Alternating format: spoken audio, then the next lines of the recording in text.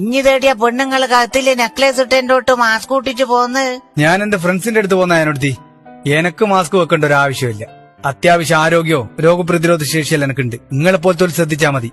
ഈ വിശ്വാസമുള്ള കൊറേ എണ്ണം ഇപ്പം കൊറോണ വന്നിട്ട് ആശുപത്രിയിലാ ഉള്ളത്. ഓല് കാരണം നാട്ടുകാരും വീട്ടുകാരും എല്ലാം ബുദ്ധിമുട്ടിട്ടാ മോനെ ഉള്ളത്. ഇപ്പൊ ആരിൽ നിന്നും രോഗം പകരാന്ന ആരോഗ്യ വകുപ്പ് പറയുന്നത്. ഇഞ്ചെ വീട്ടിലുമില്ല മോനെ ഭാര്യയും മക്കളും പ്രായമുള്ള അച്ഛനും അമ്മയല്ലോ. ഇഞ്ഞി കാരണം ഓലിക്ക് കൊറോണ വന്നിട്ട് എന്തെങ്കിലും സംഭവിച്ചു പോയാൽ മരണം വരാൻ പാവം ഇഞ്ചെ അടുത്തുനിന്ന് പോവൂലേ.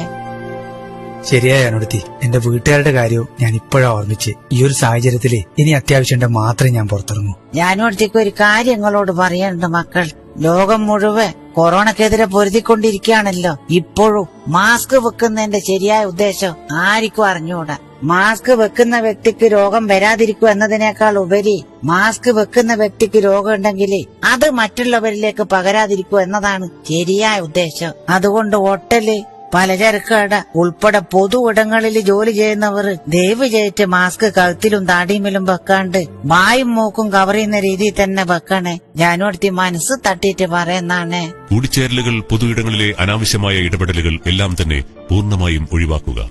നമ്മുടെ ചെറിയ അശ്രദ്ധ വലിയ വിപത്തിലേക്കായിരിക്കും നയിക്കുക. District information office, Kozhikode, Vadakara municipality.